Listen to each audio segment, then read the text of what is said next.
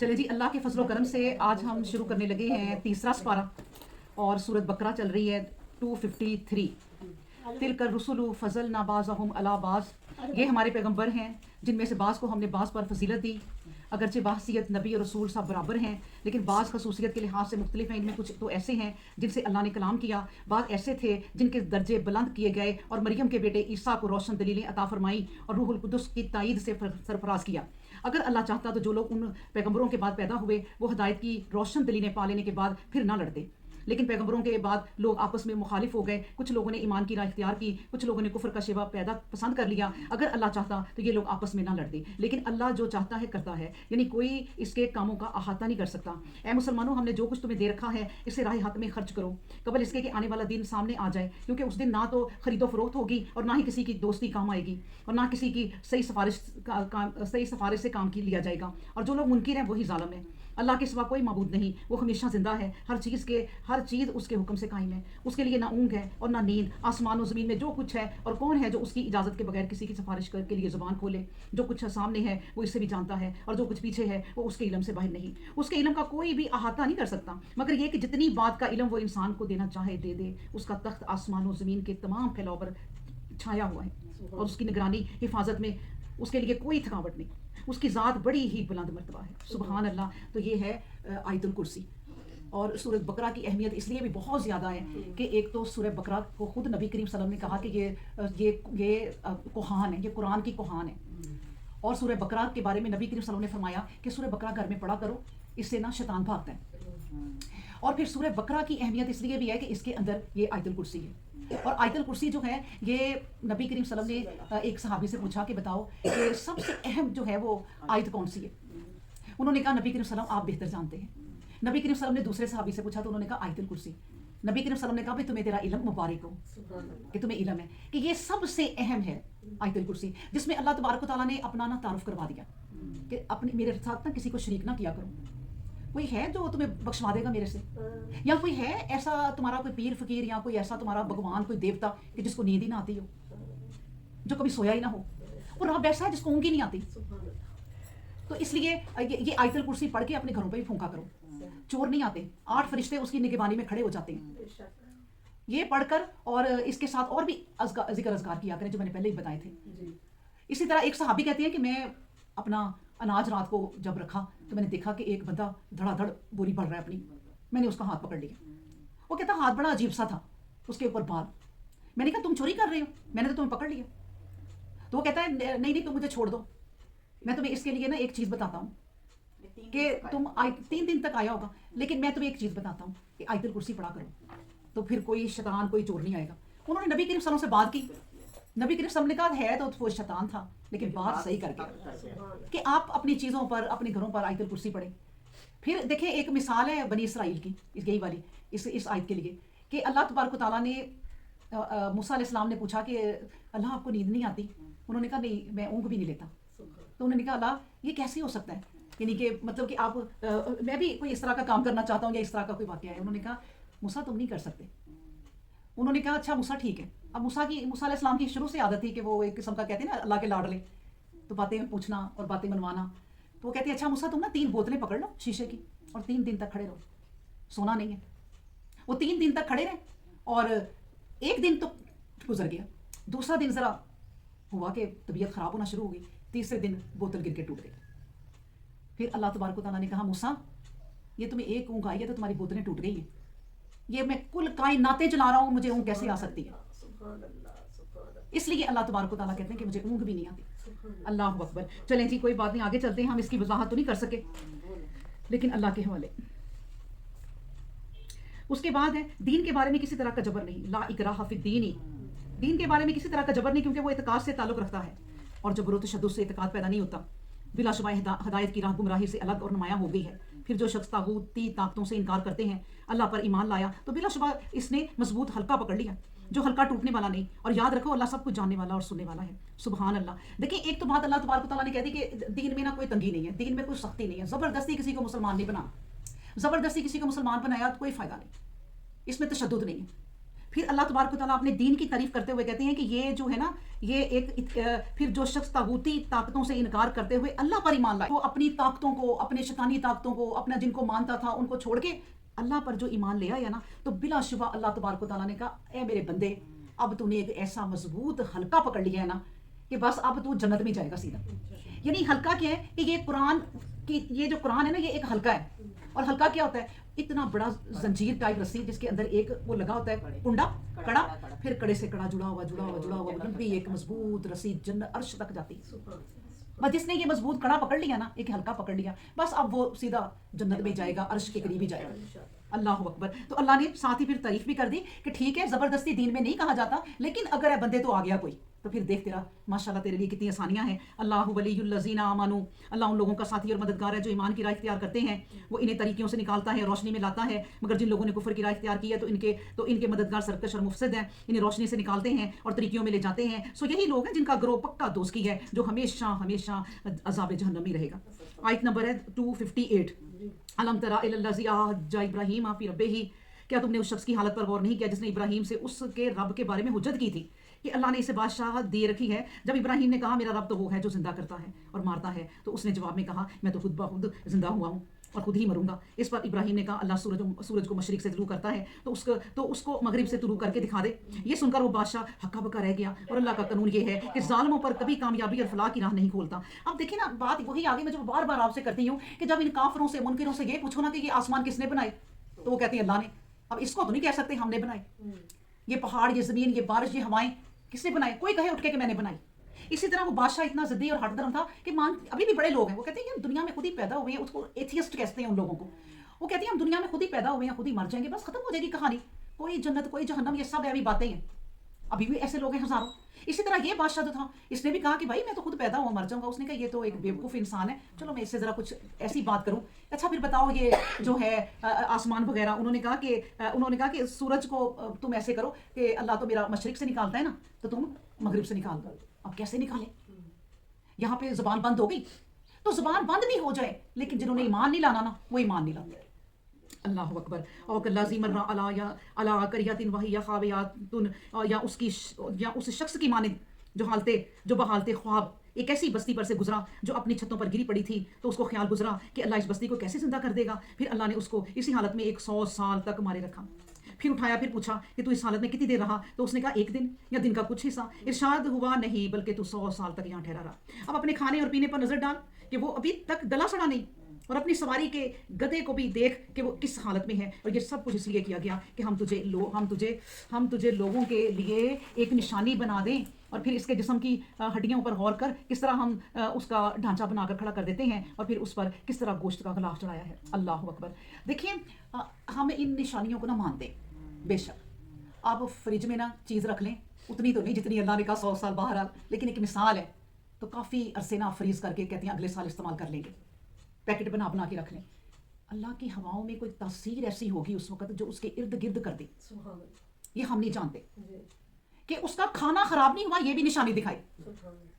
اور اس کے بعد یہ بھی نشانی دکھائی گلا جو گدا ہے نا اس کی ہڈیاں سب ختم ہو گئی، گل سڑ گیا.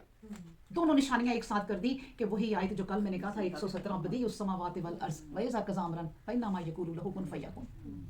وہ جو مرضی کر سکتا ہے، وہ کن کہے تو سب ہو سکتا ہے.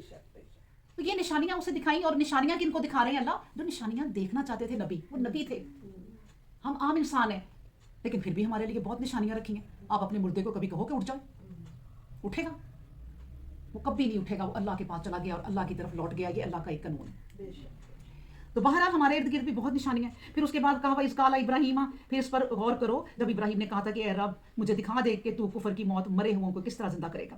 اللہ نے فرمایا کہ تمہیں اس کا یقین نہیں ہے. عرض کیا ضرور ہے، لیکن یہ اس لیے چاہتا ہوں تاکہ میرے دل کو قرار آ جائے. اس پر ارشاد الہی ہوا اچھا یوں کرو، پرندوں میں سے 4 پرندے پکڑ لو اور انہیں اپنے پاس رکھ کر اپنے ساتھ منوس کرو، یعنی ان کو بلا لو. پھر ان 4 میں سے ہر ایک کو ایک پہاڑ پر بٹھا دو، پھر انہیں بلاؤ، وہ تمہاری طرف اڑتے ہوئے چلے آئیں گے. یاد رکھو اللہ غالب ہے، اللہ عزیز الحکیم، اللہ عزیز الغفور حکیم. سبحان اللہ. دیکھیں کہ بات یہ ہے کہ اس آیت کو بھی تھوڑا سا دیکھ لیں کہ ہم لوگ یہ پیغمبری شوق کرتے ہیں. پھر وہی بات، اور اللہ اپنے پیغمبروں کو بڑے بڑے معجزے دکھا دیتا ہے، اور معجزے پیغمبروں کے ساتھ ختم ہو گئے. اب کرامات ہیں. اللہ اپنی کرامتیں دکھانا چاہے کسی کو تو وہ دکھا سکتا ہے. بات یہ ہے کہ اللہ اس آیت میں نا یہ بات بھی بتا رہا ہے کہ میری محبت کیا ہے بندے کے ساتھ. اس کو نا اس طرح بھی آج سمجھ لیں کہ جب محبت بہت گہری ہو نا تو انسان مر کے بھی اٹھ کے اسی کی طرف جا رہا ہے. بے شک بے شک. یہ میرے بندے ہیں, میں نے ان کا اتنا خیال کیا ہے نا, تو جب میں انہیں موت دیتا ہوں تو میری طرف ہی لوٹ کے آتے ہیں. پھر میں جب پکاروں گا کہ اٹھ جاؤ, وہ اٹھ جائیں گے. چلو تم بھی کر کے دیکھ لو, تم 4 پرندے پکڑ لو, لیکن مانوس کرو انہیں اپنے ساتھ, ان کے لیے سارا کچھ کرو جو ان کا حق ہے. آپ اپنی اولاد کے لیے بہت کچھ کرتے ہیں نا, تو ساری زندگی اپنے ماں باپ کو نہیں بھولتے. ماں بہت کچھ کرتی ہے نا, خود بھی بوڑھے ہو جاتے ہیں, ماں کی شکل نہیں جاتی اس دماغ سے.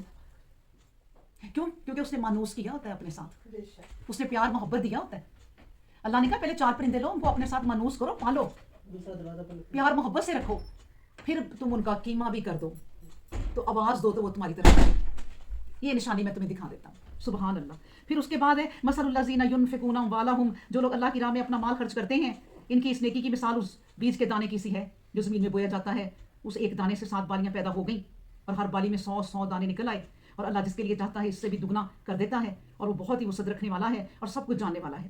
اللہ اکبر. اب دیکھیں یہ جو آیتیں خرچ کی جا رہی ہیں نا, میں آپ کو ایک حدیث سنا جاؤں کہ نبی کریم صلی اللہ علیہ وآلہ وسلم نے فرمایا کہ اس رب کی ذات کی قسم کہ صدقہ دینے سے مال گھٹتا نہیں ہے بلکہ مال بڑھتا ہے.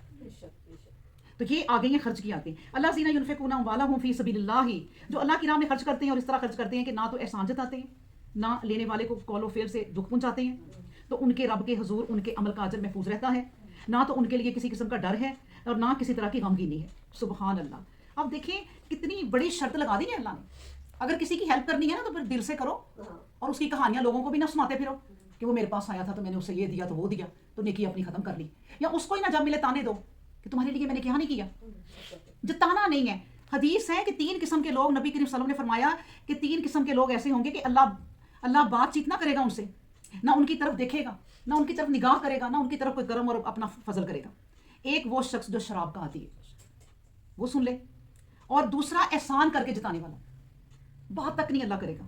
اور صحیح مسلم میں یہ ہے کہ 3 قسم کے لوگ, اور پہلا میں سوری بتانا بھول گئی, ماں باپ کا نافرمان. ان تینوں سے نا اللہ بات چیت بھی نہیں کرے گا, دیکھے گا بھی نہیں, لے جاؤ انہیں. اور ایک اور حدیث ہے جس میں یہ 3 لوگوں کی بات کی ہے, اور اس میں ایک اور شخص بھی شامل کر دیا کہ جو ٹخنوں سے نیچے پجامہ تہبند اٹھائے گھسیٹے اور فخر کے لیے, اور اپنا سودا بیچتے وقت جھوٹی قسمیں کھائے. یہ لوگ بھی بہت سارے لوگ ہیں, بڑی حدیثیں بار بار آئی ہیں. ایک یہ بھی ہے کہ ایک زانی بوڑھا, اس کی طرف بھی اللہ نظر نہیں اٹھا کے دیکھے گا. اللہ اکبر.